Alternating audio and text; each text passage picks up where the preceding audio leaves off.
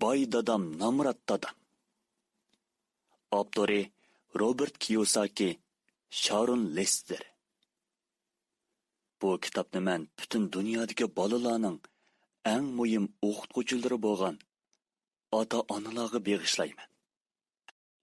3. Do'st tutishda ehtiyotchan bo'ling. Munosabatning kuchi. Oldi bilan men iqtisodiy ahvolni do'st tanlashning o'lchami qilmayman. Mening gaday do'stlarimmi, katta boy do'stlarimmi bor. Men 3 kishining ichidan biri ustoz tepiladi degan so'zga ishonaman ham ulardan o'rganishni xohlayman. Lekin men maqsadli holda boylardan do'st tutganligimni e'tirof qilaman. Mening ko'zliginim ularning boyligi bo'lmasdan, balki beshtiki bilim. Ko'p hollarda bu puldarlar mening sirdosh do'stlarim bo'lib qoladi. Albatta, hammasi unday emas. Meningcha mayli boy do'stlarim yoki kambag'al do'stlarim bo'lsin, ular o'xshashlamanga ustoz. Men boy do'stlarimning pul haqida nimalarni deydiganligiga diqqat qilaman. Ular bu temadan hargizmi zerikmaydi. Men paranglish orqali ulardan o'rganaman. Ular mendan o'rganadi. Ba'zi do'stlarimning iqtisodiy ahvoli nachar. Ular pul, savdo yoki mablag' silish haqida paranglashishni yoqtirmaydi. Buni chokinilik va nodonlik deb qaraydi. Lekin men ulardan nurg'ulg'an boshqacha bilimlarni o'rganib olaman. Qandoq ishni qilmaslik kerakligini bilib olaman. Mening bir qancha do'stim bor edi. Ular qisqagina vaqt ichida necha milliard dollarlik boylikka ega bo'ldi. Men bularning uchi bilan o'xshash bir hodisa, ya'ni kambag'al do'stlarining azaldan ulardan qandoq pul tepish to'g'risida biror narsa so'ramaydiganligi haqida paranglashdim. Ular doim degidek bir yoki ikki xil narsani, ya'ni qarz pul yoki xizmat talab qiladi ekan. Shuningga diqqat qiling. To'g'ri yuraklarning gapini anglamang. Mening shundaqmi do'stlarim borki, men ularni intayin yoqtiraman. Ammo ular chujilarcha turmush kechirdi. Pulga bo'libmi mablag' silishga chetilgan chog'da osmon o'rilib tushadigan bo'ldi deb sizga bu ishning oqmaydiganligi haqida so'zlaydi. Masala shuki, agar kishilar ularning gapini anglasa, ularning bu xil o'rinsiz so'zlarining ta'siriga uchrab, eng oxirida o'zimi chujisimon odamga aylanib qoladi. Kolumbiya mamlakatlik radio shirkatining programmalarida mablag' silish uchurlariga oid nurg'ulg'an sahifalar bor. Mubadisiz ularning programmalarini ko'rsangiz, doimla atalmish mutaxassislarning mushi to'g'riliq so'zlayotganligini ko'rasiz. Biri hozir bozor chekinishga qarab yuzlandi desa, yana biri hozir bozor gullanishga qarab mangdi deydi. Agar siz dono bo'lsangiz, har ikkili tarafning gapiga quloq soling. Chunki har ikkili qarashning o'ziga tushliq, o'rinliq taraflari bor. Ammo yomon yeri ko'pincha namoratlar chujilachi qarashning kayniga kirib ketadi. Nurg'un yaqin do'stlarim menga ba'zida ma'lum savdoni qilmaslik yoki mablag' solmaslik haqida nasihat qilmoqchi bo'ladi. Necha yil ilgari bir do'stim menga o'zining 6% lik o'sim bilan nurg'un pulni omonat qo'yganligini, buningdan to'liq xush bo'lib ketganligini aytganda, men uningga o'zimning shtatlik hukumatdan erishilgan mablag' foydamning 16% ekanligini aytsam, Әпсіла u menga bir parcha xat yozib, mening bu mablag' silishimning to'limi xatarlikligini tushuntiribdi. Ammo shuncha yil bo'ldi. Men hozirgacha yana 16% lik mablag' foydasiga erishib kelyapman. Bu bo'lsa 6% lik o'simga erishib kelyapti. Men shunday deymanki, boylik to'plash jarayonida eng tez ish to'pga agishib ketmay, o'zining tanlashida ching turish. Raqobat keskin bozorda topning kayfiyati ba'zida so'ralmalik qilib, dog'di qilishdan derak berib qo'ydi. Agar bir cho'ng savdo uchuri mablag' silishga oid jurnallarning bosh betida ko'rilsa, ko'pincha ahvollarda bu savdoni qilishga kechikib qolgan bo'lamiz. Bundaq vaqtda siz yangi fursat izlashingiz kerak. Xuddi biz hamisha ta'kidlab kelayotgandek, yana boshqa fursatlarmi bor? Kishilar hamisha oldirib tinib allaqachon o'tib bo'lgan fursatlarni qo'g'ilishayotgan vaqtda hamon shollib etilgan yangi fursatlar ko'rinib qoladi. Mablag' silishga chivar odamlar bozor fursatining xatoligidan og'rinmaydi. Agar bu qitim xato qilib qo'ysa, darhol keyingi qitimlik fursatni izlaydi hamda shuni egilashga tirishadi. Ko'pincha mablag' sog'uvchilarga nisbatan aytganda, buni qilishning baktas bo'lishiga sabab shuki, ular olgan narsalari ancha bek oqmay qolsa tashvishga tushadi. To'g'ri yurak mablag' sog'uvchilar hamisha boshqalarning keynidan mengib, oxir tavakkulchilik bilan mablag' silishga majbur bo'lgan vaqtda, chivar mablag' sog'uvchilar allaqachon foydaga erishib bo'lgan bo'ladi. Aqlliq mablag' sog'uvchilar ko'p hollarda ancha moda bo'lmagan turlarga mablag' soladi. Chunki ular natija ko'rilganda emas, balki mablag' sog'an chog'dala foydaga erishadiganligini ko'rib yetadi emasmi? Shunga sog'an mablag'ining foydasiga erishish uchun sabrchanlik bilan fursat kutadi. Dal men aytgandek, ular bozor fursati bilan hisoblashib o'ltirmaydi. Bu xuddi yozuvchining har vaqt yana bir zo'r to'lqinning o'zini texmi egizga chiqarishini kutganiga o'xshash ish. Hamma yerda yang ichida savdo bo'ladi. Ba'zi shakldagi yang ichidagi savdolar qonunsiz, ba'zilari qonunli. Mayli qandoqli bo'lsin, birdan bir farq sizning yang ichida savdo qiladiganlar bilan bo'lgan munosabatingizning yaqin yoki yiroqligida. Siz oshu boy do'stlaringizga yaqinlashsangizmi bo'ladi? Chunki pul oshundoq yang ichidagi uchurlardan keladi emasmi? Bundoq bo'lganda siz foyda bo'lsa setib olib, ziyon bo'lsa setib o'tasiz. Men buni hargizmi qonunsiz holda qiling demoqchi emas. Ammo uchurga qancha burun erishsangiz, foydaga erishish fursatingiz shuncha zo'r bo'ladi. Xavf shuncha kichik bo'ladi. Bu dal do'st tutganning foydasi. Shundaqla u yana bir xil savdo. 4. Bir xil usulni egillagandan keyin yana bir xil yangi usulni o'rganing. Tez o'rganishning kuchi. Bolkichi bolki pishirganda hamon ma'lum hunar bo'yicha pishiradi. Bu xil hunar uning kallasida. Pul tepishning davlisimi shuningga o'xshash. Bu ham ba'zi chog'da pulning bolka deyilishiga sabab. Ko'p odam mundaq bir hikmatli so'zni anglagan. Yesang o'zingni yeysan. Mening ma'nisi mushiningga yiqilishib ketirgan, ammo aytilishi o'xshamaydigan yana bir so'zim bor. Ya'ni siz nima o'rgansangiz, shundoq odam bo'lasiz. Bu siz o'zingizning o'rganayotganlaringizga diqqat qilishingiz kerak deganlik. Chunki sizning zehniy kuchingiz intayin zo'r. Nima o'rgangan bo'lsangiz, shundoq odam bo'lasiz. Olayliq, siz oshpazlikni o'rgansangiz, u holda oshpazlik qilasiz. Oxirida bir oshpaz bo'lib chiqasiz. Agar davomli oshpaz bo'lishni xohlamasangiz, undaqda boshqa narsalarni, masalan, pedagogika darslarini o'rganib o'qituvchi bo'lsangizmi bo'ladi? Shunga siz cho'qim o'zingizning o'rganmoqchi bo'lganlarini atrofli tanlashingiz kerak. Pul masalasida ko'pincha kishilar faqat bir xil pul tepish usulini biladi. Bu xil usulni ular maktabdan o'rgangan. Ya'ni ular pul tepish uchunla xizmat qiladi. Mening qarashimcha, bu usul butun dunyoda hukmron o'rinda turadigan usul bo'lsa kerak. Millionlagan kishilar har kuni o'rnidan turib ishga boradi. Pul topadi, chiqim qiladi. Kirim-chiqimni tangponglashtirib turadi. O'rtaq fond setib oladi. Ondan yana ishni qiladi. Bu umumlashgan bir usul yoki andisa. Agar siz o'zingizning xizmatidan bezor bo'lsangiz, jiq pul topolmasangiz, undaqda bu dal sizning pul tepish usulingizni o'zgartiradigan yaxshi vaqt. Xeyli yillar ilgari, ya'ni men 26 yosh chig'imda vayron bo'lgan uy zaminni qanday setib olish kerak degan temada ochilgan bir kursga qatnashgandim. Kursda men bir yangi usulni o'rgandim hamda o'rganganlarimni amalda ishlatib beqishga boshladim. Bu nurg'un kishilar qilolmaydigan ish edi. Shilo shirkatida ishlagan 3 yildami men vayron bo'lgan mol-mulklarni setib olishga doir mahoratlarni ishdan sirt o'rgandim ham egiladim. Mushu usulni qo'llanibla men qo'shimcha necha million Amerika dollar topdim. Ammo bir mezgil o'tgandan keyin bu usulni ancha oqmaydigan bo'lib qoldi. Chunki boshqa nurg'un kishilarmi mushunda qilishga kirishgandi. Shuningdan keyin men yana yangi usul izlashga boshladim.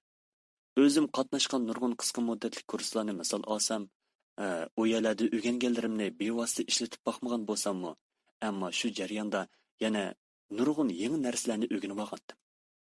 Men pul muomalaga xos uskuna savdogarlari uchun ochilgan konsultatsiya kurslariga, tovar muddati huquqi savdogarlarga ochilgan konsultatsiya kurslariga va dastlab o'rganguchilarga atab ochilgan o'rganish kurslariga qatnashgan. Yana o'zimning kasbi bilan aloqasi xeyli yiroq bo'lgan yadro fizikasi va bo'shliq fan texnikasi olimlari bilanmi ba'zi masalalarni muhokama qilgan. Garchi men yadro elektr stansiya qurmasammi yoki olam aeroplani yasamasammi, ammo men shu jarayonda to'nigan yangi bilimlar va yangi fursatlar mening pay cheki va o'zimga mablag' solishimga texmo foyda keltirgan edi. Ko'pincha kasbiy oliy maktablar va rayonlik oliy maktablarning hammasi moliya plani va an'anaviy mablag' solishga doir konsultatsiya kurslarini ochadi.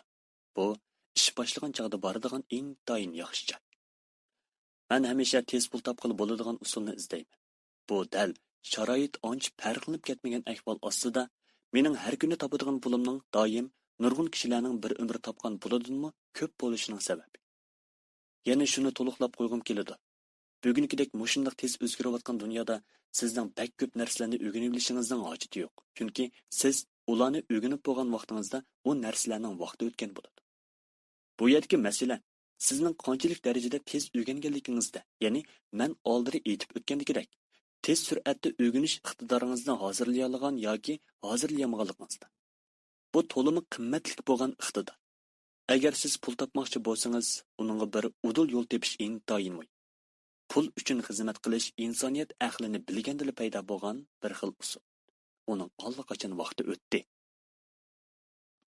5. Avval o'zingizga chiqim qiling. O'zini boshqarishning kuchi. Agar siz o'zingizni kontrol qila olmasangiz, undaqda beshni o'ylamang. Siz ehtimol avval dengiz armiyasining alohida harakat qismiga yoki diniy tashkilotlarga qatnashish orqali o'zingizni cheklay oladigan bo'lishni o'ylashingiz mumkin.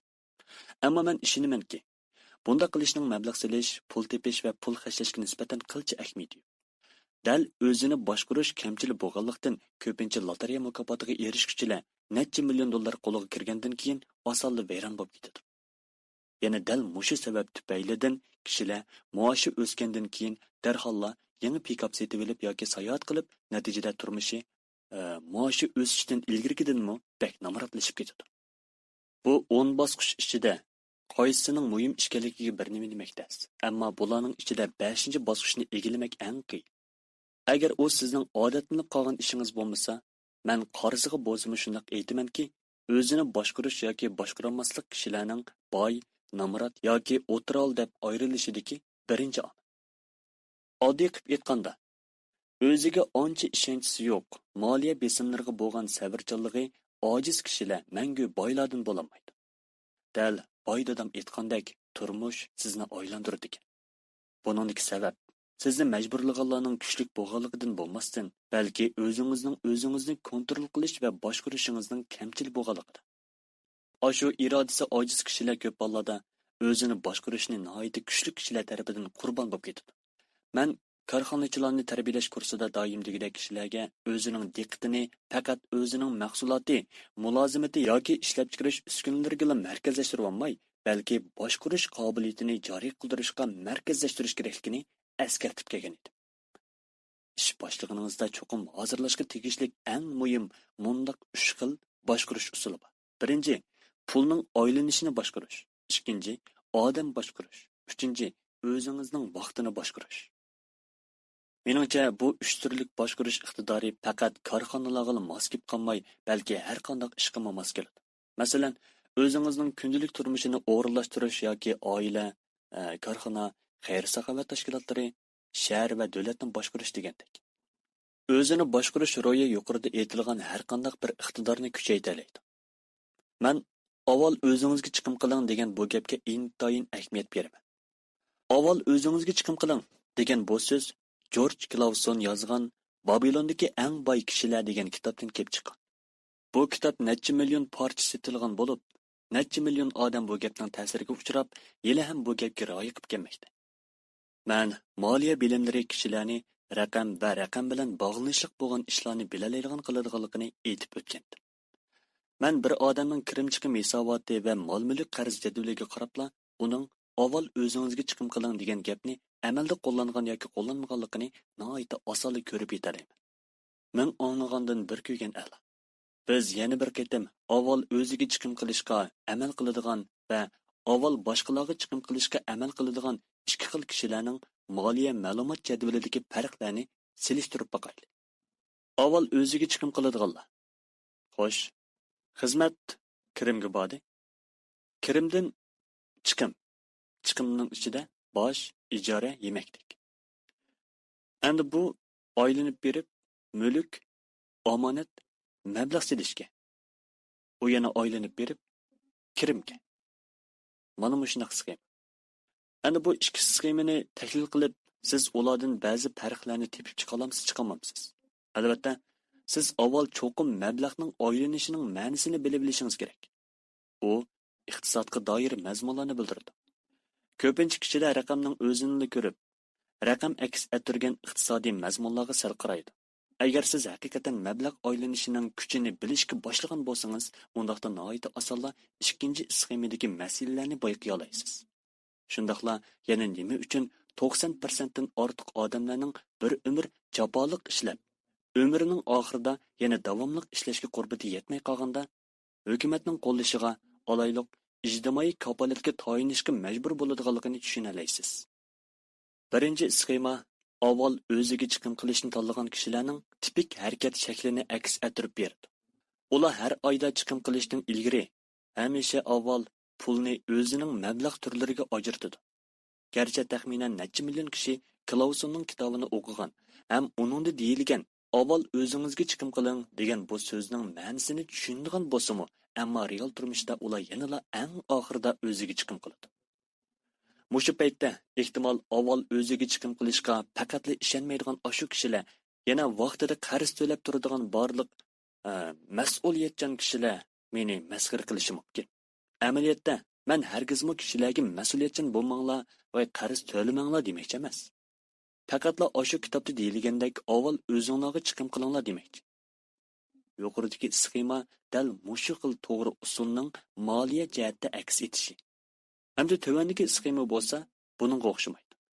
Avval boshqalarga chiqim qiladiganlar doim hech nimaga erishamaydi. Buning ahvoli mundaq. Xizmat kirim kirdi. Kirim chiqim bo'ldi. Chiqimning ichida bosh, ijara, yemeklik. Vaholanki chiqimdan oylanib bu mulk bormadi. Kategoriyadan chiqib ketdi.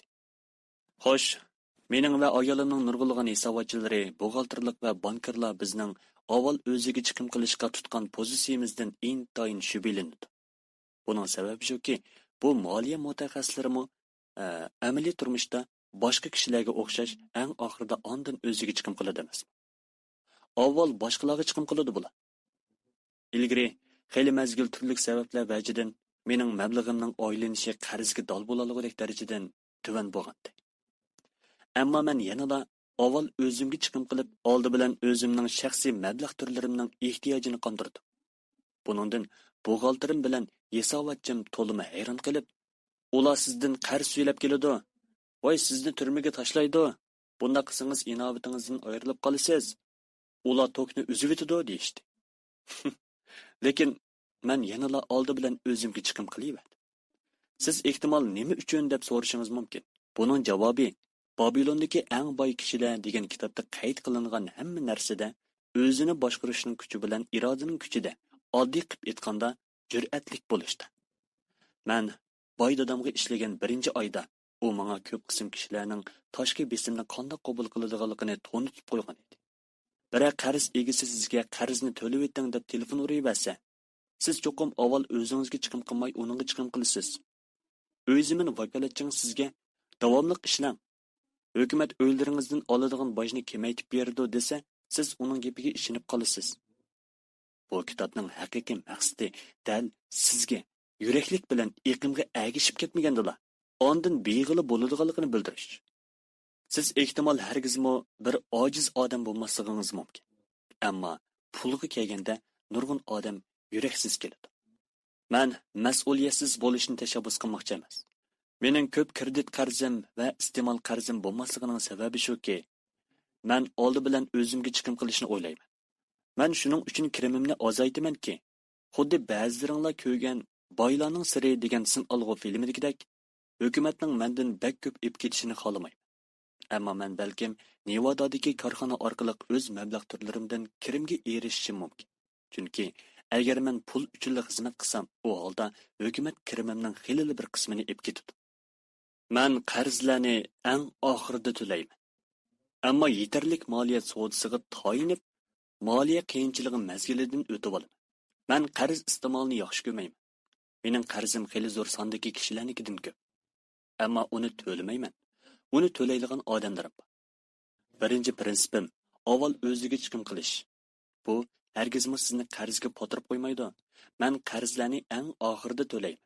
Miqdori oz, ancha ig'ir bo'lmagan qarzlarni avval to'layman. Uningdan qolsa men mablag'im yetishmagan ba'zi chog'lardami yanada oldi bilan o'zimga chiqim qilaman. Qarz egalari bilan Hökumetning voysashlari bilan karim yo'q. Ular qancha jiddiylashsa, men shuncha xush bo'laman. Buning sababi shuki, ularning bu ishi mening texmi ko'p pul tepishimga turtki bo'ladi. Shunga men oldi bilan o'zimga chiqim qilib mablag' solaman. Buning bilan qarz egillarini texmi voysdim. Ammo men qarzlarimni to'liq to'layman. Ayolim ikkimizning xilili inovati bor. Biz qarzga petib qolmaymiz yoki omonat pulni ishlatib, pay chekini setib qarz to'laydigan ishni qilmaymiz. Chunki bunda qilish moliya jihatda to'limi aqlsizlik qilganlik bo'ladi. Shunga javob mundaq. Birinchi, ziyoda cho'ng qarzlarni ustingizga ortib olmang. Chiqimingizni to'van saviyada saqlashga tirishing. Oldi bilan mablag'ingizni ko'paytiring. Ondan mablag' obratingizning foydasi bilan cho'ng uy yoki mashina setib oling. Tiyinning to'xtamay tipirlishidek holga tushib kelish hargizmo dono tanlash emas. Ikkinchi, mablag'ingiz yetishmaganda sirtqi besimni qabul qilingki, hargiz omonatingiz yoki mablag'ingizni midirlatmang. Balki bu xil besimdan foydalanib, moliya talantingizni urg'uting. Yangi choralarni tepib chiqing. Texmi ko'p pul teping. Ondan qarzlaringizni to'lang. Bunda qilish sizning pul tepish iqtidoringizni o'stirib qolmasdan yana moliya parastingizni o'stirdi. Men ko'p qatam moliya qiyinchiligiga petib qolgan. Lekin kolla ishlatib chor tepib, texmi ko'p kirim qilib, mablag'imning bexatarligi va butunligini saqlab keldim. Hisobotchim bo'lsa qanday qilishni bilmay oldirish, qarz qaytarmoqchi bo'lgan. Ammo men qaytmas jangchidek istiqomni, o'zimning mablag' istiqomimni qo'g'digan. Shundaq qo'g'dab keldi. Kambag'allardagi umumyuzlik nachar odat shuki, ular xohlagancha omonatini midirladi. Boylar bo'lsa, omonatning qarz to'lash uchun emas, texmi ko'p pul tepish uchun ishkanligini obdan biladi.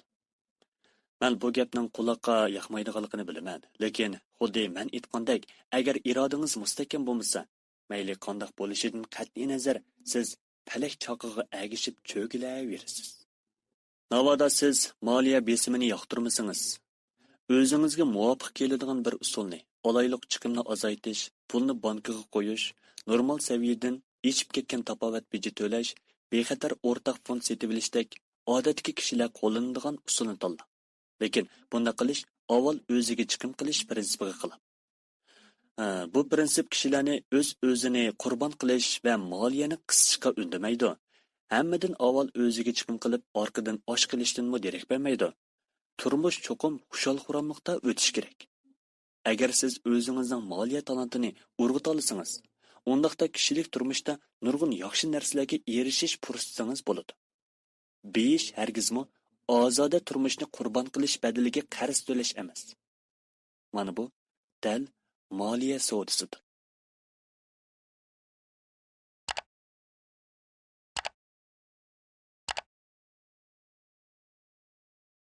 Boy dadam Namrat dadam. Avtori Robert Kiyosaki, Sharon Lester. Bu kitobni men butun dunyodagi bolalarning eng muhim o'qituvchilari bo'lgan ota-onalarga bag'ishlayman. 9. Qahramonlarga ixlos qiling. Afsonaning kuchi. Bolalik chog'larimda men Willi, Mayis, Anik, Aron, Yogi, Billa qatorliqlarga intayin ixlos qildim. Ular mening qalbimdagi qahramonlar edi. Yoshlik davrimda kaltak top musobaqasiga qatnashib, o'zimning mushulardek bo'lishini orzu qildim. Ularning rasmlarini e'tiborlab saqlab, ularga munosabatlik hamma ishlarni bilmoqchi bo'ldim. Men ularning top urib olgan o'tirchi nomerini, qanchalik pul topganligi hamda qanday qilib o'smirlar kaltak top musobaqasida yangidan bosh ko'targan mayirlardan bo'lib qolganligini biladim. 9-10 yosh chog'larimda men har qitim maydonga tushib top urgan, tunji topni kirgizgan yoki topni chiroyli tutib olganda o'zimni xuddi o'zim emas, balki yogi yoki oniklardek his qilardim. Mana bu men o'rganib olgan eng unumli usullarning biri edi. Lekin biz cho'ng bo'lgandan keyin mushunda iqtidordan, qalbimizdagi qahramonlardan, ilgirki sabiylikdan ayrilib qolamiz. Hozir men yosh yigitlarning uyimning atrofida basketbol o'ynayotganligini ko'rib turaman. Ular endi kichik Joni bo'lmasdan, balki Michael Jordan, Owner va Johnson. Shundaq. Do'rash yoki qahramonlardan eshib ketishga intilish haqiqatan intayin yaxshi bir o'g'inish yo'li. Shunga ular Simpsondek shaxslarning obro'yi to'kilganda qattiq hayron qilishdi va bearam bo'ldi. Bu sotlanish emas, balki qahramonlarning yo'qilishidir. Bunday ahvolda kishilar bilan o'xshash yashagan, kishilarning hurmatiga erishgan, kishilar o'zining ulgusi qilgan odam tuyuqsizlar kishilar qalbidan chiqarib o'tgan odamga aylanib qoladi. Yeshimning cho'ng yeshiga agishib, mening qalbimda yana golf top cho'lpini Peter Jacobson, Ferd Koples va Tagur Voidistek cho'lponlar barliq keldi. Men ularning harakatlarini do'rab, butun kuchim bilan ularga munosabatlik materiallarni yig'dim. Men yana Donald Trump, Warren Buffett, Peter Lynch, George Soros, Jim Rogers degandek mablag' sog'uvchilarga noit ixlos qilatdim. Hozir yeshim cho'ngib qoldi, ammo yanala kichik vaqtlarimdagi ERAS yoki RBI'ning kaltak top cho'lponlari yodimda bo'lgandek, bu yangi qahramonlarning ahvollarim yodimda. Men Warren Buffettdek mablag' soldim. Yana uning bozor to'g'risidagi barliq qarashlaridan xabardor bo'lib turdim. Peter Lynchning kitoblarini o'qib, uning pay chekini qandoq tanlaydiganligini tushunib oldim. Yana Donald Trumpning kitoblarini ko'rib, uning suhbatlashish va sodada tepishtirishdagi mahoratini bayqashga intildim. Xuddi kaltak top maydoniga o'xshash, o'zimga o'xshamay qoldim. Bozor yoki soda to'g'riliq suhbatlashganda men maqsadlik holda Trumpning qiyofatini o'zimga ulgu qildim. Ma'lum yuzlanishlarni tahlil qilganda men Peter Lynchcha tafakkur yurgizdim. Shundoq, qisqasi, biz qalbimizga qahramonlarni ulgu qilish orqali o'zimizning g'oyat zo'r yoshirin iqtidorini joriy qildira oladiganmiz. Qahramonlar bizga ilhom berib qolmay, yana qiyinni osondek ko'rsatib berdi.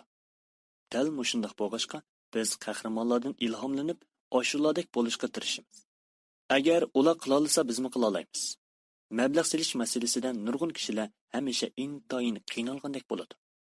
Holbuki, qahramonlarni tushunganda va ulardan o'rganganda bu ishlar xilila oson ko'rinadi. 10.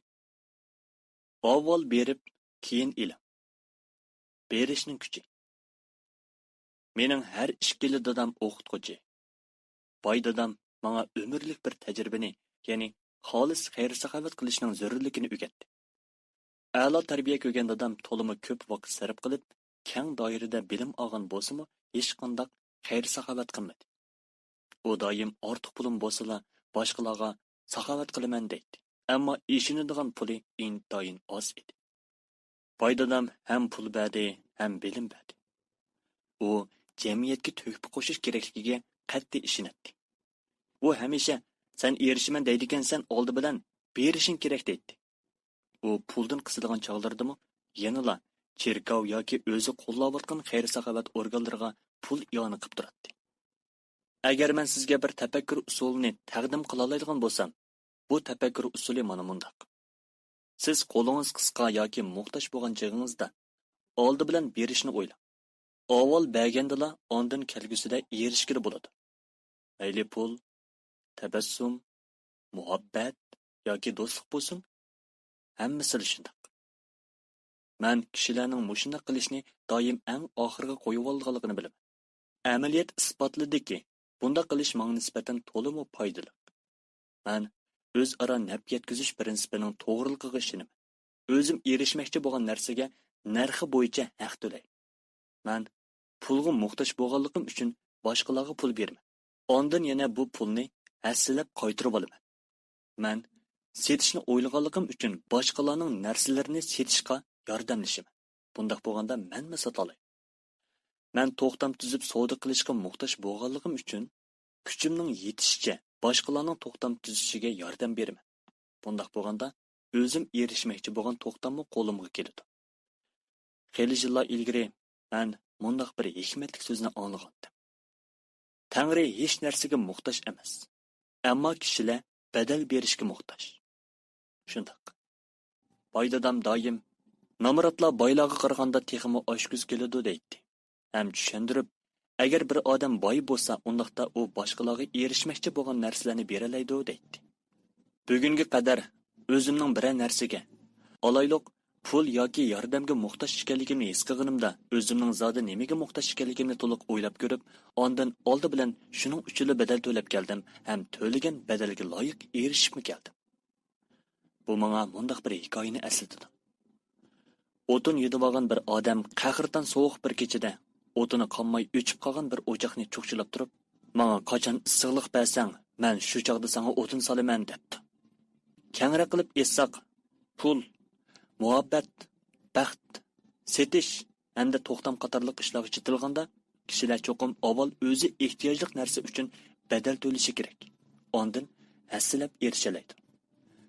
Men doim o'zimning nimaga ehtiyojli ekanligimni, o'zim ehtiyojli bo'lgan narsa uchun boshqalarga nimalarni bera oladiganligimni o'ylab, tuyuqsiz mardlashib ketaman. Men har qatim kishilarning menga qarab kulimsirmaganini his qilganimda, ulardan kulib turib ahvol so'rayman. Buning bilan atrofimda birdilla nurg'un kishilar menga qarab kulimsirayotgandek his qilaman. Dar haqiqat, sizning qalbingiz sizning ayningizdir. Shunga men avval berib, keyin erishing deyman. His qilishimcha, o'rganishni xohlaydigan oshu kishilarga qancha samimiylik bilan o'rgatsam, mening ulardan o'rganib olganlarim texmi ko'p bo'ladi. Agar siz pul tepishga oid bilimlarni o'rganmoqchi bo'lsangiz, undaqda oldi bilan boshqalarga o'zingizning qarashini so'zlab bering. Bundaq bo'lganda yangi ideya va esil ilhom kelgundek davrab keladi. Garchi men ko'p qitim badal to'lab hech nimaga erishamagan yoki o'zim orzu qilgan narsaga erishamagan bo'lsam-mu, lekin ko'nglimlikini essam, ko'plagan badallarim menga zo'r natijalarni olib keldi. Dadam o'qituvchi tarbiyalaydi. Eng oxirida o'zimi komil o'qituvchi bo'lib yetishib chiqdi. Ham ko'pchilikning hurmatiga erishdi. O'xshashlar boy dadammi hamisha o'zining savdo tajribasi va bilimlarini yoshlarga o'rgatdi. O'ylab ko'rsam, u o'zi biladigan bilimlarni mardlik bilan boshqalarga o'rgatgan chig'ida texmi aqlli bo'lib ketgan ekan. Bu dunyodagi nurg'un kuchlar bizning iqtidorimizdanmi kuchli. Siz balkim tirishchiligingizga toyinib muvaffaqiyat qozona olishingiz mumkin. Ammo yana bu kuchlarning yordami bo'ladigan bo'lsa, siz texmi oson muvaffaqiyatga erishsiz yoki texmi ulug' muvaffaqiyatlarga erishsiz. Siz qilishga tegishli ish shuki, mard, kang qo'saq bo'ling. Mard bo'lsangiz, cho'qim buning mevasini ko'rsiz.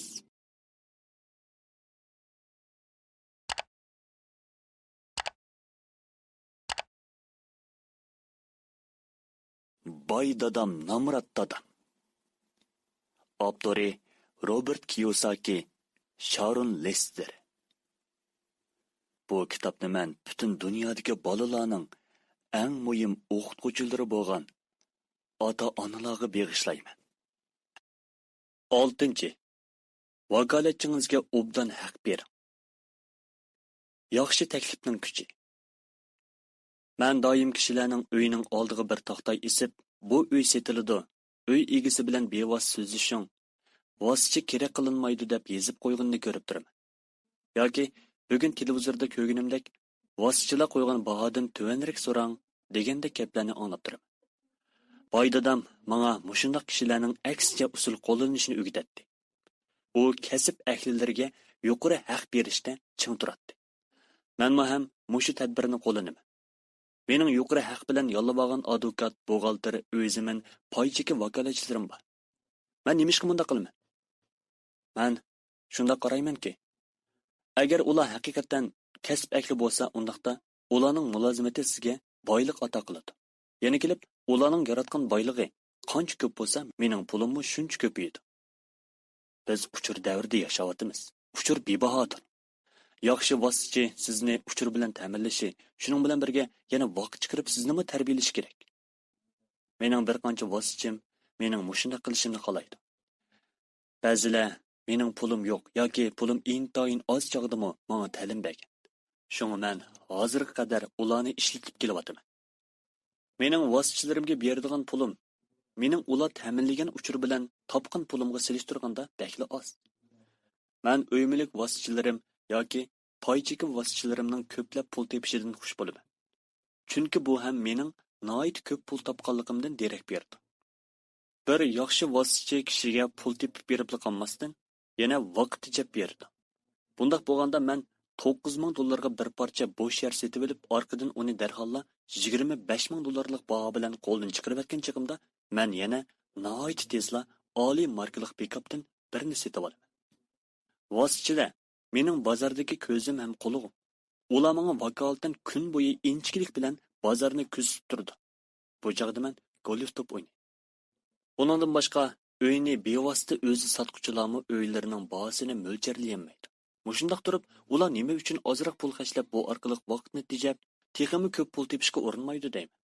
Men shuningga hayronki, nurg'un namratlar va qadrakval kun kechiradigan kishilar oshxonalarning nachar mulozimatiga 15% dan 20% gacha choy puli chiqim qilishga rozi bo'ladi. Ammo vositachilarga 3% dan 7% gacha xarajat qilishga qo'ziga og'riydi. Ular xarajat turiga chiqim qilishda to'limi mard. Ammo mablag' turlaridagi odamga kelganda intayin pisiq. Bunda qilish ro'shanki, moliya jihatdagi intayin aqlsizlikdir. Ammo yana shunimi ko'zitib o'tish kerakki, hamma vositachining iqtidori o'xshash bo'lmaydi. Yomon yeri shuki, ko'pincha vositachilar, bo'libmi ba'zi o'zimin vositachilari tonishtirib sotquchilar bo'ladi xolos. Ular uy mulk sotadi, ammo o'zlarining uy mulki intayin oz, hatto yo'q deyarlik. Shuni bilib qilingki, uy sotirgan vositachi bilan mablag' selish bilan shug'ullanadigan vositachining o'tirsida yetilish jihati farq bo'ladi. O'zini moliya plani mutaxassisi deb atagan poychiki vositachilari, zoyum vositachilari, o'rtaq fond vositachilari va sug'urta vositachilarimi ham shunday. Loyiqasiz iqtisodiy xodimlarni qarg'ulachi ishlatish xuddi bolalar hikoyasida aytilgan nurg'un poqalarni so'yib orasidan shoxsatini topaman deganga o'xshash ish. Mundaq bir hikmatli so'z esingizda bo'lsin. Navoda sizga qomus lozim bo'lsa, hargizmi qomusni tunishtirib sotquchingizni. Men har qanday haqliq mulozimat qiladigan mutaxassis bilan ko'rishganimda oldi bilan uning o'zining zodi qanchalik mol-mulki yoki poychiki borlig'ini hamda topshiradigan boj nisbatining qanchalik ishkanligini aniqlab olaman. Bu usul mening boj topshirguchim ham buxgalterimga muvofiq keladi. Mening bir buxgalterim bor. U o'z ishiga intayin ko'ngil biladi. Uning kasbi buxgalterlik, ammo shug'ullanadigan o'zimin so'tisi. Men bir kichik korxonaning buxgalterini ishlatib boqqan. U o'zimin so'tisi bilan shug'ullanmaydi. Oxiri men uni ishdan bo'shatdim. Chunki ikkimizning qiziqishi o'xshamaydi ekan. O'zingizning manfaatiga ko'ngil biladigan vositachini teping. Vositachilar sizni tarbiyalasa, undaqda ular siz topgan eng yaxshi boylik bo'ladi. Siz ularga odil muomala qilsangiz, ularmi sizga odil muomala qiladi. Agar siz hamisha pixsiqlik qilib, ularga haqni oz bersangiz, bu holda ular nimaga asoslanib, bor kuchi bilan sizning manfaatingiz uchun xizmat qilishga unaydi. Mana bu to'limi oddiy mantiq. Men odam boshqarishning intayin muhim ekanligini tilga o'tgandim. Nurg'un kishilar faqat o'zidan aqlli bo'lmaganlar yoki iqtidori o'ziga yetmaydiganlarni boshqara oladi.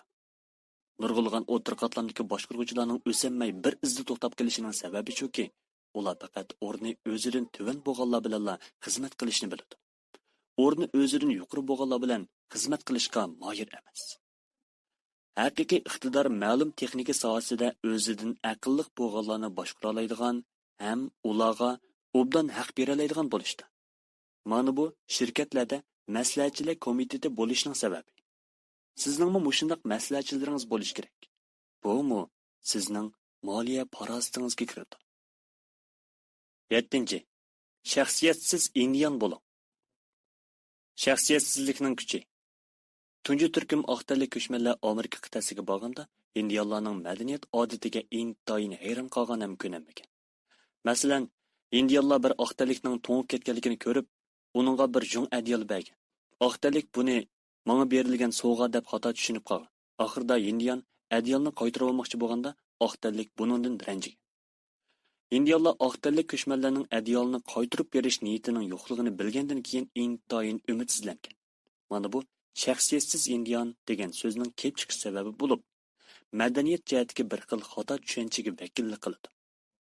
Mablag' turi sohasida shaxsiyatsiz indian bo'lish boylikqa erishishda intayin muhim. Bir pishqan mablag' sog'uvchi oldi bilan mablag'ni tez bo'lganda qanchalik vaqtda qaytarib olayman deb so'raydi. Ular sog'an mablag'idan erishadigan foydani bilib olishni o'ylaydi. Mana bu mablag' foyda nisbatining shuncha muhim bo'lishining sababi. Olayliq, men burun bankka 60 ming dollar baho qo'yib musodara qilgan bir joyning uyimning atrofidagi mahallada ishganligini bilib, uningga 50 ming dollar baho qo'ygandim. Ular qabul qildi. Buning sababi faqatla mening ular shart qilgan 50 ming dollarlik naqd pul chekini chiqara olganligim bo'lib, buning bilan ular mening haqiqiy elish niyatimning borligini tunib yetgan edi. Ko'pincha mablag' sog'uvchilar ehtimol mendan bunda qilsang zo'r miqdordagi pulni to'ngiltib qo'ymamsan, qarz elishni iltimos qilsang, texmo yaxshi emasmi deb so'rashi mumkin. Mening javobim shuki, bu so'zlarmi o'rinliq, lekin bu ishga muvofiq kelmaydi. Mening mablag' selish shirkatim bu joyni qishda istirohat turalg'ulari qildi. Oshu qor qushlari, ya'ni qishda janubga dam ilishga keladigan shimolliklarni ko'rsatdi. Oshu qor qushlari Arizona shtatiga kelgan chaqda bu turalg'ularni ularga iyiga 2500 dollardan yilda 4 oy ijaraga bergil bo'ladi. Bozor kasat chog'ladimi 1000 dollardan ijara bergil bo'ladi. Taxminan 3 yilda men mablag'imni qaytarib oldim. Bu joy hali ham qo'limda, ham u menga har oyda foyda keltirib turibdi. Foychiki bozordami men shunda qilaman. Vositachilarim doim degudek menga telefon berib, mening xilili ko'p mablag' sarf qilib, o'zlari foychikining o'sish ehtimoli bor deb qaragan shirkatlarning, masalan, ma'lum yangi mahsulotga ega bo'lgan shirkatlarning foychikini sotib olishimni tavsiya qiladi. Natijada men foychiki o'sishdan avvalgi bir haftadan bir oygacha bo'lgan vaqtda mablag'imni foychiki bozorga yo'tkayman. Foyda yeb bo'lgandan keyin eng dastlab chiqargan mablag'imni asli o'rniga qaytarib, bozorda muqimsizlik ko'rilishidan andish qilib ketmayman. Chunki bunda qilganda dastlab solgan mablag' qo'limga qaytib kelganlikdan uni boshqa turlarga mablag' qilib sola olmayman. Mening mablag'im silinish ham qaytib kelishlar orqali meni texnik jihatdan xeyli boyliqlarga erishtirdi. Xeyli nurg'un ahvollarda men ziyonga uchrab boqqan, ammo men doim o ziyonlarni ko'tarib kelgan. Men o'tir hisob bilan har 10 turga solgan mablag'imning 2-3dan foyda olsam, shuning bilan bir vaqtda yana 5-6sida dirini saqlab qolaman. Yana 2-3da ziyon tortaman.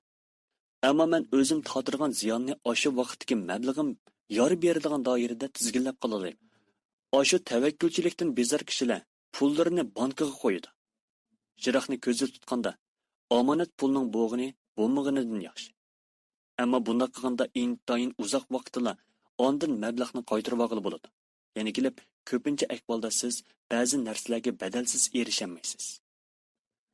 Men har ketim mablag' sog'inimda muqarrarki, ba'zilaridan foydalanmayman. Olayliq, bir turlik o'rtaq boshqarish huquqi, bir kichik mol ombiri, bir parcha yer, bir uy, pay ulushi, ishxona binosi degandek. Chunki bu turlarning xatri intayin oz bo'ladi. Buning sababi ba'zi kitoblarda maxsus qayd qilingan bo'lg'ashqa, men bu yerda ortiqcha tushuntirib o'tirmayman. Bu dal xuddi Rikruk McDonald bilan nom chiqarganga o'xshash. U Hamburg polkisini yaxshi ko'rganlikdan Hamburg polkisi alohida tijorat huquqini setib bergan bo'lmay, balki alohida tijorat huquqini setib bergandan keyin o'zining qiymatining o'sishini umid qilganligidan shunday qilgan. Shu sababdan aqlliq mablag' sog'uvchilar faqat mablag'ining foyda nisbatini ko'rib qolmasdan, balki yana mablag'ini qaytarib olishni ko'rishi zarur.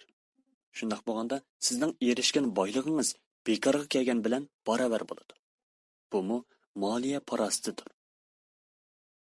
8. Boyligingizni halovat ko'radigan buyumlarni setib olishga ishlating. To'plashning kuchi. Bir do'stimning o'g'li qalaymaqan pul qashlaydigan nachar odatni yuqtirib olib, 16 yoshga kirgandan keyinla o'zining mashinasi bo'lishni o'ylab qopti. Sababi uning do'stlarining hammasining ota-onasi epbergan mashinalari bor ekan. U o'zining oliy maktab xarajati uchun sarf qilinadigan omonat pulini ishlatib, mashina sotib olmoqchi bo'pti. Shuning bilan do'stim ishxonasidan menga telefon beribdi. Men uning mashina qilishiga yo'l qo'yishim kerakmi yoki menmi boshqa ota-onalarga o'xshash uningga mashina berishim kerakmi? deb so'radi u mendan.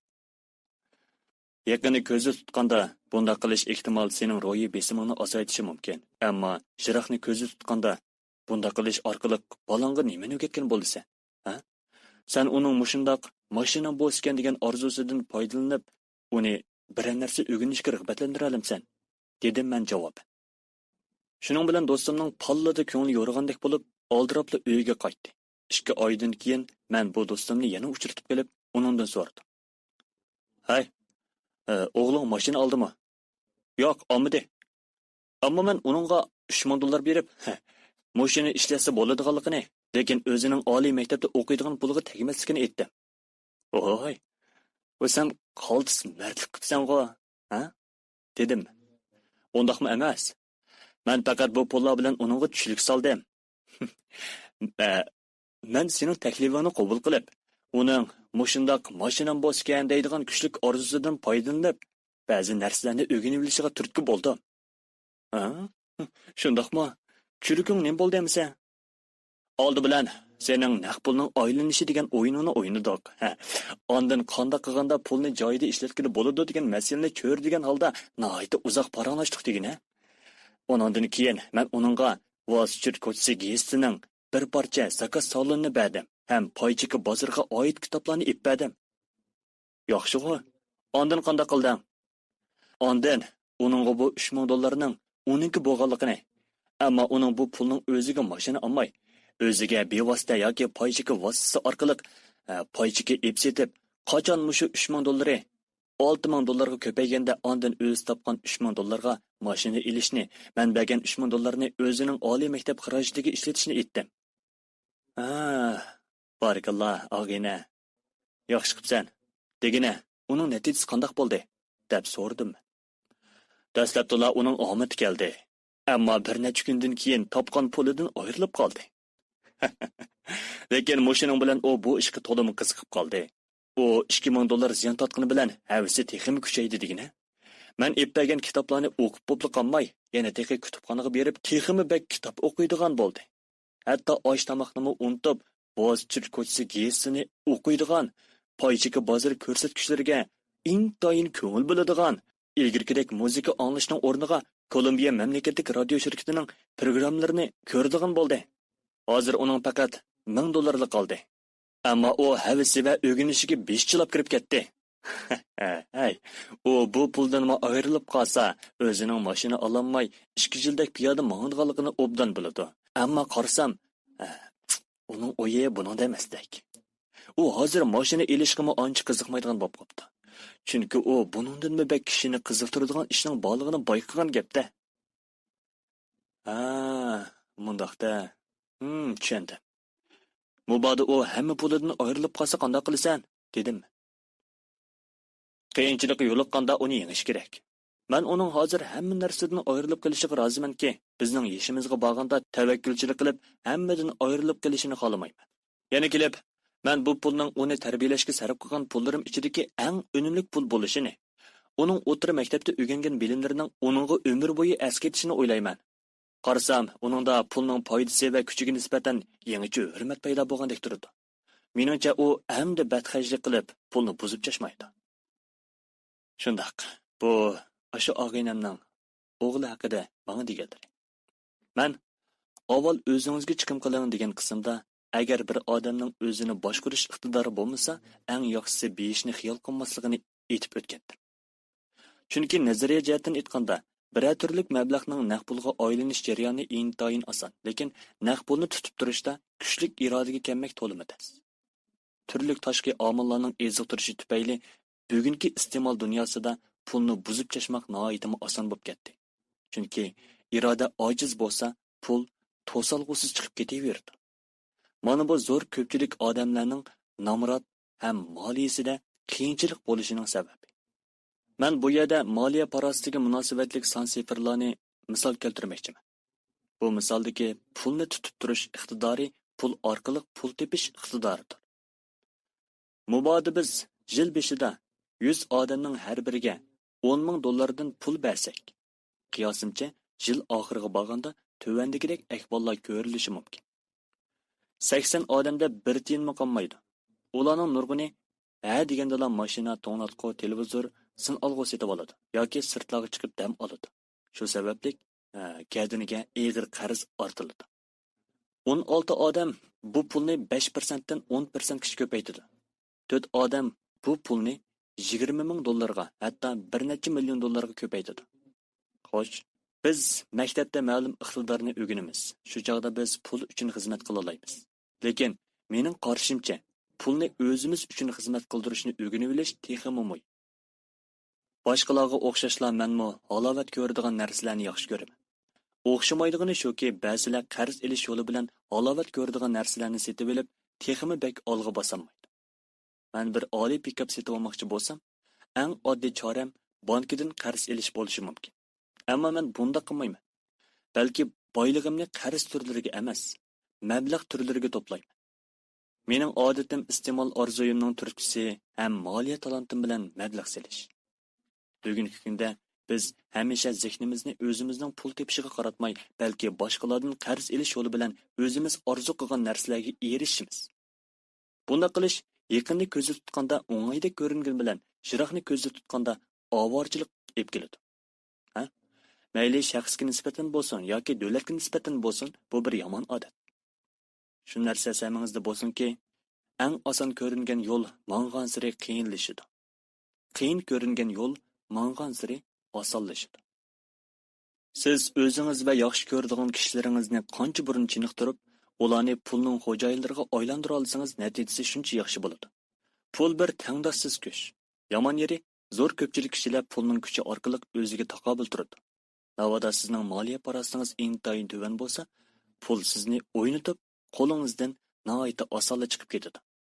Agar siz puldan chaqim kelmasangiz, bu chog'da pul uchun bir umr xizmat qilasiz. Pulning xo'jayiniga aylanish uchun siz puldan chaqan bo'lishingiz kerak. Shundala pul sizning talabingiz bo'yicha aylanadi. Sizga bo'ysunadi. Shundaq bo'lganda siz pulning quli bo'lmay, xo'jayini bo'lasiz. Mana bu moliya savdosi.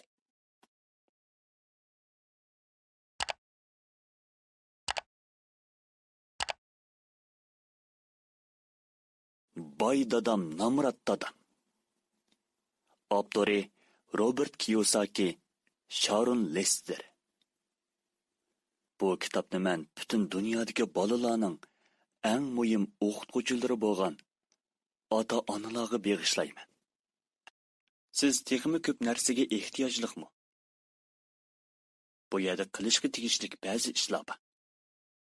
Balkim nurg'un kishilar men so'zlab o'tgan bu 10 ishdan qanoatlanmasligi mumkin. Ular bu ishlarni ko'pincha bir xil ideya, harakat emas deb qaraydi. Meningcha, mushu xil ideyani tushunish jarayonining o'zila bir xil harakat. Nurg'un kishilar qo'l tutib ishlashni xohlaydi. Fikr yurgizish bilan xushi yo'q. Yana nurg'un kishilar borki, fikr yurgizishni xohlab, qo'l silib ishlashni xohlamaydi. Men yangi ideyani yaxshi ko'raman. Shundaqla qo'l silib ishlashdan lazzat ola olmayman. Qo'l silib ishlashni xohlaydigan kishilar ishni qandoq boshlashi kerak. Bu yerda o'zimning qanday qilayotganligimni qisqacha tushuntirib, ko'pchilikning foydalanishiga sunmoqchiman. Qo'lingizga ishni to'xtatib qo'ying. Bundaqcha aytganda, avval to'xtab, qilayotgan ishingizning unumli yoki unumsiz taraflarini baholab beqing. Shuni bayqaysizki, o'xshash bir ishni qilgan bo'lsangizmi, orzuyingizga yot holda o'xshash bo'lmagan natijaga erishib qolasiz. Shunga unumsiz ishlarni qilmay, unumli ishlarni tepib qilishingiz kerak. Xo'sh, yangi ideya izlang. Men doim kitobxonaga berib, alohida xos tashabbuslarni izlab, uning ichidan yangi bo'lgan mablag' selish usulini topaman. Men ularni ulgu deb atadim. Men bu xil ulgular tonishtirilgan kitoblarni setib olaman. Bu ulgular men ilgari bilmaydigan narsalar edi. Masalan, kitobxonada men Charles Moskovitsning foydani 16% ga yetkazishning usuli degan kitobini ko'rib, darrov setib oldim. Bu kitobni setib olgandan keyin bir yo'lda o'qib tugatdim. Shu haftaning 4-kuni men kitobda deyilganlar bo'yicha qadam-qadam harakatlanishga boshlab, advokatning ishxonasiga berish va bankidagi arzon bog'liq yarmilik savdosini izlash fursatiga erishdim. Ko'p sondagi kishilar harakat qo'llanmaydi yoki bo'lmasa boshqalar tomonidan bo'ysundirilib ketib, o'zlari o'rganib o'tgan har qanday yangi ulgularni faqatla ishlatib ko'rmaydi. Qo'shnam ilgari menga 16% lik foydaga erishish amalga oshmaydi degandi. Men uning deginiga zinhor ishonmadim. Chunki u uni azaldan sinab boqqan emas. Siz qilmoqchi bo'lgan ishni qilib ko'rgan odamni tepib, uni tushlik tomoqqa taklif qilib, uningdan savdo qilishdagi aplik usul va sirlarni o'rgatib qo'yishni o'tining. 16% lik bojni ep qilish huquqini olayli. Men bosh ishxonasiga berib, bir nafar hukumat xodimi bilan ko'rishib, uningmi bosh yig'ishni ep kelish huquqi haqida mablag' samoqchi bo'layotganligini bayqadim. Shuning bilan darrov uni tushlik tomoqqa taklif qildim. U nihoyat xushallik bilan u xil mablag' selish usuliga aloqador bo'lgan ishlarni menga so'zlab berdi, hatto tushlik tomoqdan keyingi butun yarim kunlik vaqtini sarf qilib, hamma jarayonni tafsiliy tushuntirib qo'ydi. Ikkinchi kuni men uning yordamida ikki cho'ng savdoga erishdim. Shuningdan e'tiboran har yili 16% foyda deb kelyapman. Men bir kun sarf qilib harakat qo'llanish, 1 soat vaqt sarf qilib tushlik g'izoda birga bo'lish, ham yana to'p-to'g'ri bir kun sarf qilish orqali ikki cho'ng savdoga erishdim. Kashlik kurslarga qatnashing va aloqador un olg'u lentalarini setib oling. Men gazetlarda odamni hayajonga soladigan nurg'un yangi kashlik kurslarning e'lonini ko'rdim. Ularning ko'pinchisi haqsizkan yoki nihoyat tuvan haq elindigan. Men o'qish bilan nisbatan yuqori bo'lgan o'rganish va muhokama qilish sinfiga kirdim. Chunki bu sinflarda muhokama qilinayotgan masalalar dal mening o'rganishimga zarur bo'lgan mazmunlar edi. Shu sabablar tufayli bu sinfga kirib darslarni ko'ngil qo'yib o'rgandim. Shuningdan e'tiboran burunqiga qaraganda sirtlarga nisbatan oz chiqadigan jafoliq ishlarni qilmaydigan bo'ldim. Mening kashlik kursga qatnashmaydigan nurg'un do'stlarim bor. Ular meni iqtisodni buzib tashladi deb ayblagan. Biroq ular ta bugunga qadar yanada burunqi xizmatini qilib kelyapti. Endi siz bilan o'rtoqlashmoqchi bo'lganim yuqoriroq baho qo'ying. Mubodo men o'rindagi uy zaminga ehtiyojli bo'lsam, tanlab chiqqan, yoqtirgan uy zaminga odatdagi bahoni qo'yaman. Agar siz nimaning to'g'ri baho ekanligini bilmasangiz, amaliyotda menmi bilmayman. Darhol uy zamini vositachilari organlaridan baho qo'yib berishni so'rasangiz bo'ladi. Har oyda ma'lum joyda asta yugurish, sayli qilish yoki 10 minut velosiped minish orqali men eng yaxshi uy zamin shirkatlariga mablag' selish fursatiga erisha olaman. Bir yildan beri men doim degidek qo'shni rayonda asta yuguryapman. Maqsadim ma'lum o'zgarishlarni bayqash. Yuqori foydaga erishish uchun cho'qim tövandagi ikki xil shart hozirlangan bo'lishi kerak. Birinchisi arzon baho, ikkinchisi o'zgarish yuz bergan bo'lish. Bozorda nurg'unlagan arzon baholiq savdolar bor. Biroq o'zgarish bo'lgandila, ondan arzon baholiq savdo foyda manfaat yetkazadigan fursatga aylandi. Shunga men osti yugurgan chog'larimda cho'qim mablag' selish ehtimoli bo'lgan joylar atrofida harakat qilaman. Tushundingizmi? Orqa tekshirishlar orqali men nihoyat inchki farqlarni tepib chiqishga muvaffaq bo'la oldim. Men esib qo'yilganiga uzun bo'lgan bir o'zimin setish e'lonini bayqadim. Bu sotquchining nihoyat taqozo bo'layotganligidan darak beradi. Bu yerga avtomobillarning to'xtamay kirib chiqayotganligiga diqqat qildimda, yugurishni to'xtab shofirlar bilan hamsuhbat bo'ldim. Men yana pochta yo'llanmalarini to'shiydigan mashinaning shofiri bilanmi qizg'in paranglashdim. Ularning eg'izidan siz cho'qim ma'lum rayonning tafsiliy ahvolini bila olasiz yoki hayron qolarliq uchurlarga ega bo'la olasiz. Buningga ishoning. Men nihoyat nachar joyni, qolaymaqan odam va ishlar ko'p chiqadigan joyni bayqadim. Men bir yil ichida doim degidek mashinalik bu yerlardan o'tdim ham ba'zi alomatlarning yaxshi tarafga qarab taraqqiy qilayotganligini kuzatdim. Men milishmalar do'konining xo'jayini bilan so'zlashib, ularning bo'libmi yangi ko'chib kelganlarning ahvolini surishtirdim. Mana shunday ishlarga har oyda ozla vaqtimni sarf qildim.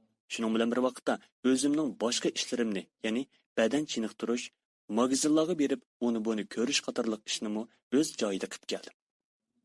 Poychiki to'g'risida men Peter Lynchning qahramon atalgan Wall Street ko'chasi degan kitobida tanishtirilgan baho tanlash, poychiki yuqori ko'tarishning yoshirin kuchi degan usulni yaxshi ko'raman. Men baho qimmatini o'stirish usulini izlashning hammasiningla o'xshash ekanligini bayqadim. Mablag' selish obyektingiz uy-mulk, poychak, o'rtaq fond, yangi shirkat, yangi uy, yangi jo'ra yoki tuvan bahoda sotiladigan kir yuvish do'koni bo'lsin, hammasila o'xshash. Tartib ko'pincha o'xshash bo'ladi. Siz avval izlayotgan narsangizning nima ekanligini bilishingiz kerak. Ondan uni izlang. Nima uchun iste'molchilarning hammasi degidek kambag'al? Har qitim muqim baho do'konlari mollarini baho tushirib sotganda, masalan, tozalik buyumlarini baho tushirib sotganda, iste'molchilar o'sha do'konlarga yopirilib kelishib, narsalarni tolishib setib olib, uylariga olib saqlab qo'ydi. Ammo poychiki bozorda bahoni tövaltib setish yuz berganda, ya'ni poychiki tövallab ketgan yoki tangshilgan chaqda, Setib oluvchilar oldi-keyniga qaramay o'zini sirtqa otadi. Darajadan tashqari cho'ng magazinlarda baho o'rlab ketsa, kishilar boshqa magazinlarga kirib narsa setib oladi. Aksicha, paychika o'sganda bo'lsa, talishib setib oladi. Mos keladigan yerga ko'ngil bo'ling. Bir qo'shnam 10 tuman dollarga o'rtaq boshqarishga tava rayonning boshqarish huquqini setib oldi. Men faqat 5 tuman dollarga o'xshash qildagi huquqni setib oldim. Bu menga hozir bahoning o'sishini saqlayotganligini so'zlab berdi. Men uningga siz erishadigan foyda siz bu yerni setib olgan chog'da belgilanib bo'lgan. Siz sotadigan chog'da belgilangan ish yo'q dedi. U uni bir o'zining boshchisi orqali setib olganligini dedi. Men bir bankning vayron bo'lgan shirkatning narsalarini setish bo'limidan setib olgandim. Men 5000 dollar to'lab bir sinfga kirdim. Bu sinfda maxsus shundoq sodini qanday qilib ep berish to'g'risida dars o'tiladi. Qo'shnamning qarashicha 5000 dollar to'lab bundaq o'zimizga mablag' selish darsi so'zlanadigan sinfga kirib o'qish bakmo qimmat bo'lganning ustiga pulni buzib chashqanlik ekan. Uning deyishicha o'zining bundaq ko'p pulni to'lash iqtidorimi ham vaqtimi yo'q ekan. Shunga u faqatla bahoning o'sishini umid qilar ekan. Davomliq. Men avval setib oladigan odamni izlab, ondan sotmoqchi bo'lgan odamni izlayman. Bir do'stim bir parcha yerni setib olmoqchi bo'pti. Uning yetarlik puli bor bo'lsa-mu, yerni izlaydiganga vaqt yo'q edi. Men setiladigan bir yerni bayqab qoldim. Ko'limi do'stim setib olmoqchi bo'lgan yerning ko'limidan xeyli cho'ng edi. Men do'stimdan "Shu yerni lozim qilamsan" deb so'radim. U ma'qul bo'lib, u yerning kichikli bir parchasini setib olmoqchi bo'ldi. Shuning bilan men shu bir parcha yerni do'stimga ep berdim. Keyin ozgina pul bilan qolgan yerni setib oldim. Ko'p kishilar qurbi yetirgan narsalarni izlaydi. Shunga ularning ko'zi tushadigan oz ham kichik narsalar. Kichik savdoga qaram bo'lib qolgan odamning cho'ng bo'sish hosil qilishi mumkin emas. Mubada texmi boy bo'laman deydi ekansiz.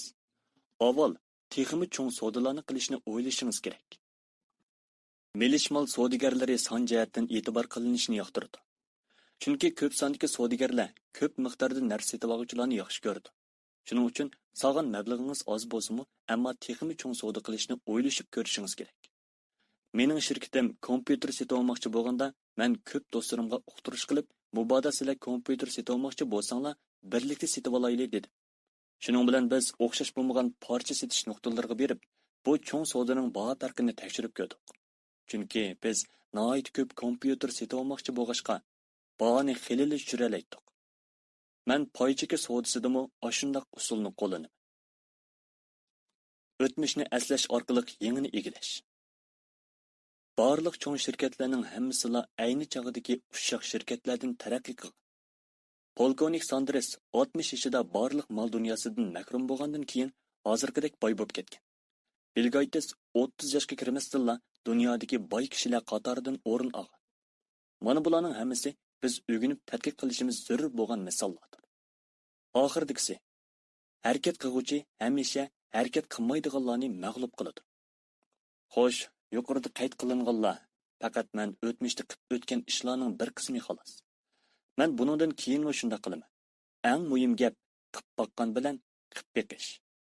Men kitobda boylikqa erishishdan ilgari harakat qiling deb ko'p ketim ta'kidladim. Qani, endi harakat qilib beqing do'stim.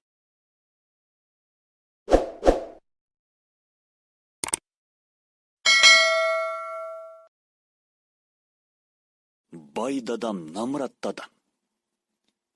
Avtori Robert Kiyosaki, Sharon Lester. Bu kitobni men butun dunyodagi bolalarning eng muhim o'qituvchilari bo'lgan ota-onalarga bag'ishlayman. Oxirgi so'z. 7000 dollarni farzandingizning oliy maktab xarajatiga qanday ishlatasiz? Bu kitob yozilib nashrga berilishdan ilgari men o'qirmanlar bilan eng oxirgi bir fikrda o'rtoqlashishni umid qilaman. Mening bu kitobni yozishga maqsadim o'qirmanlar bilan birlikda o'zimning savdo iqtisodga bo'lgan tushunchamdan o'rtoq bahramon bo'lish. Mening qarashimcha, faqat savdo iqtisodni yuqori ko'tarish orqali turmushimizdagi nihoyat nurg'un kichik ishlarni hal qilib ketalaymiz. Mubodo biz hech qanday moliya tarbiyasidan bahramon bo'lmagan bo'lsak, doimli o'lchamlik ulgularga tayinib kun kechirishga majbur bo'lamiz. Masalan, jaboliq emgak, qarz elish, pul to'plash, ondan nihoyat nurg'un bosh to'lash, qarz to'lash degandek. Shunga bugungi kunda biz cho'qim texmi yaxshi harakatni ulgu qilishimiz kerak. Bugungi kundagi nurg'un yosh oilalar duch kelayotgan moliya masalasiga nisbatan men eng oxirgi bir misol ko'rsatish orqali tushuncha bermoqchiman. Siz farzandingizning yaxshi bo'lgan oliy ma'rif tarbiyasiga va o'zingizning pensiyaga chiqqandan keyingi turmushingizni xushal-xuram o'tkazishga ketirgan iqtisodni qandoq hal qilmoqchi bo'lyapsiz? Bu misol bizga o'xshash maqsadga jaboliq emgak bilan emas, savdo iqtisodni rivojlantirish yo'li bilanmi yetkili bo'ladiganligini tushuntirib berdi. Mening bir sinfda o'qigan savodishim ansirabli yuradi. Chunki u to'plagan pullari bilan 4 bolasini oliy maktabda hargizmi o'qitammaydi. U har oyda $300 bilan o'rtaq fondga mablag' selib, $12,000 jig'lab qo'ydi. Biroq u $400,000 pul to'plagandala ondan 4 bolasini oliy maktabda o'qitishga yetadi. 12 yil yig'sa, ondan u pullarni g'amlayalaydi. Onun eng cho'ng bolasi amdi 6 yoshga kirgan edi. 1991 yili o'zimin bozori nihoyatda cho'ldarab qolgan edi. Kishilarmi asta-asta o'zimin sohasidan chekinishga boshladi. Men savodishimga o'rtaq fondga qo'shgan oshu mablag'ini o'ziminga mablag' silish taklifini berdim. Bu xil yangi qarash uni uyg'otdi. Shuning bilan biz yuz berish ehtimoli bo'lgan ishlar haqida muloyiza qilishga boshladik. U bankining uningga yana bir yurish uy setib olish uchun qarz berishga qo'shilmasligidan ansiraydi. Men uningga kafolat berib, bankidan boshqa yana mol-mulk ep-setish orqali mablag' to'playdigan boshqa yo'llarning borligini dedi. Biz 2 hafta vaqt sarf qilib, bir yerdagi setiladigan uyni topdik. Bu uy bizning barliq talablarimizga uyg'un keladi. Bu joyda nurg'un uylar bor bo'lib, xohlagancha tanlab olsak bo'ladi. Shunlashqimikin uy setib olish jarayoni bakmi qiziqarli bo'ldi. Eng oxiri markaziy rayonning atrofidan bir yurish 3 eg'iz 2 zalliq uyni topdik. Uy egisimi bir necha kun ichida bahosini ozroq tushirib bo'lsa-mu setib etmoqchi bo'lib turayotgan ekan. Uy egisi $102,000 baho qo'ydi. Biz faqat $79,000 baho qo'ydik. U darhol ma'qul ko'rdi. Bu uy savdosi cheklimisiz qarz ilish hisobiga qurilgan edi. Bu shuni tushuntirdiki, xizmati yo'q yalon to'shma bankining ruxsatsizla uy setib olaydi demakchi. Uy egisining qarzi $72,000 ekan. Demak, savodishim faqat $7,000 to'lagandi. Mundaqcha aytganda, uyning setilish bahosi bilan uy egisining qarzi o'tirsidagi kam pulni to'labla bu bir yurish uyga ega bo'ldi degan gap. Uy egisi ko'chib bo'lgandan keyin savodishim bu uyni ijaraga beribdi. Kafolat puli, qarz o'simi qatorliqlarni to'lab bo'lgandan sirt har oyda $125 kirim qilishga boshladi.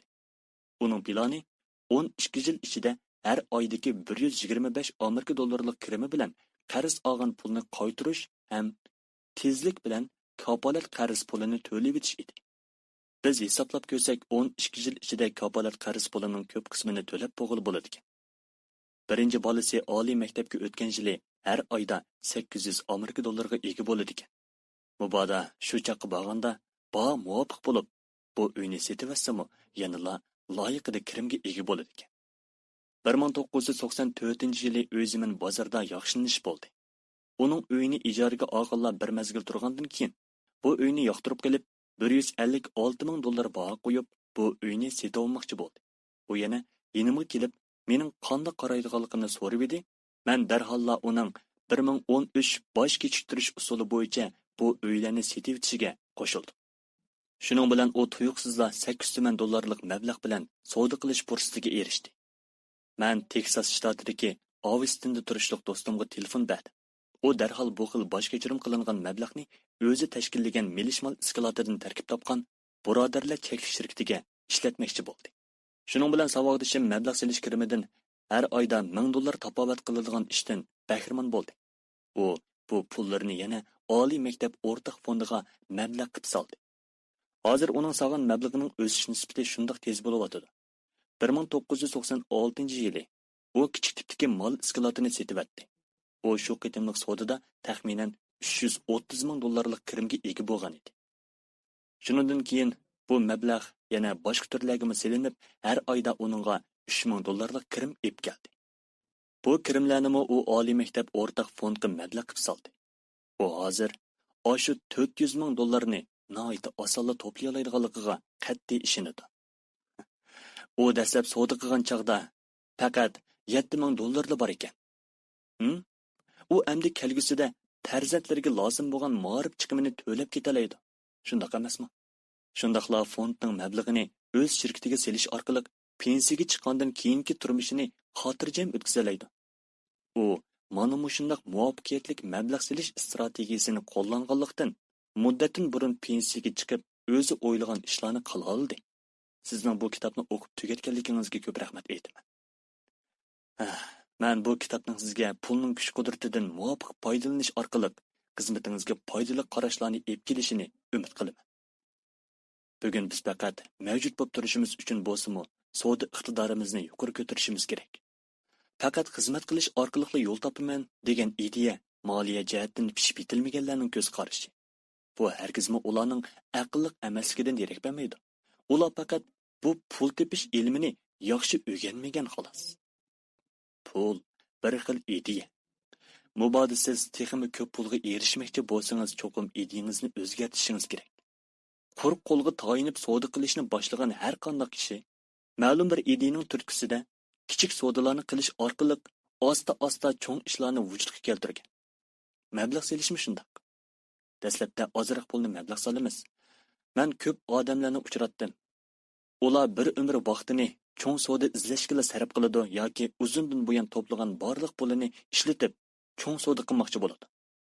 Men buni ahmoqlik deb qarayman. Men nihoyat nurg'un tajribasiz mablag' soluvchilarning o'zining nurg'un mablag'ini birli turga silib, ko'p qism puldan intayin tez ayrilib qolganligini ko'p uchratdim. Ular yaxshi xizmatchi bo'lishi mumkin, ammo yaxshi mablag' soluvchi emas. Pulga aloqador bo'lgan tarbiya va aql farosat nihoyat muhim. Balduroq ish boshlash, yaxshi bir kitob setib olish, foydasi bor muhokama sinflariga qatnashish, ondan amaliyotdan o'tkazish, oz pul bilan ish boshlab, bora-bora cho'ng savdolarni qilish kerak. Men 5 ming dollarni 1 million dollarlik mablag'ga aylantirdim. Mana. Bu jarayonda men xuddi bolalarga o'xshashla o'rganishni faqatla tashlab o'tmadim. Men sizni o'rganish qilishga da'vat qilaman. Bu qiyin emas. Siz durust yo'lda borsangiz, hamma ish osonlashadi do'stim. Men o'zimning nima demoqchi bo'lganini nihoyat ro'shanchiliklab o'tdim deb o'ylayman. Endi ikki qo'lingizdan nima ish qilishini mengingiz qaror qiladigan vaqt yetib keldi. Pul bir xil ideya. Yana desam yana shu. Pul bir xil ideya. Bu haqda yozilgan nihoyat yaxshi bir kitob bor. Ismi Fikr yurgizish yo'li bilan boy bo'lish. Hargizmi tirishib xizmat qilish orqali boy bo'lish emas. Pulni o'zingiz uchun jafoliq xizmatga solsangiz, turmushingiz texmi baxtli, texmi erkin o'tadi. Harakat qiling. Parvardigor har birimizga mundaq ikki cho'ng sovg'a ato qilgan. U bo'lsa-mu vaqt va ideya. Amdilikda faqat mushu ikki sovg'a bilan siz qilmoqchi bo'layotgan ishni boshlashga qoldi. Har bir Amerika dollari sizning qo'lingizga kirishga boshlaganda, kelgusingizni belgilash huquqi sizning qo'lingizda bo'ladi. Dötlik qilib, uni tashlab o'tirgan bo'lsangiz, namoratlikni tanlashla huquqiga ega bo'la olasiz. Pulni qarz ilish turiga ishlating. Shunda qilsangizlar, o'tir holla sepiga kira olasiz. O'zingizning menisiga mablag' siling. Qandoq mablag' to'plashni o'rganing. Boylik sizning nishoningiz va kelgusingiz bo'lsin. Tanlash sizning ixtiyoringizda. Har kuni har bir Amerika dollariga yuzinib turib, dangliq boylardan bo'lamsiz. Namrat yoki o'tir hollardan bo'lamsiz. Buni tanlash sizning ixtiyoringizda. Bu bilimlardan bolalaringiz bilan tang bahramon bo'lishni tanlaganligingiz, ularning kelgusidagi dunyoga moslashishini tanlaganligingiz bo'ladi. Sizdan boshqa har qanday odamning farzandingizning zehnini ocholmaydiganligini bilishingiz kerak. Siz va farzandingizning kelgusining qanday bo'lishini bugungi tanlash belgilaydi. Hargizmi atigi tanlash emas. Biz sizning Tangri sovg'a qilgan ashu ulug' sovg'atdan unumli foydalanib, nurg'un boylikka erishishingizni, foyda elishingizni, texmi ko'p baxt saodatdan bahramon bo'lishingizni chin dilimizdan tilaymiz.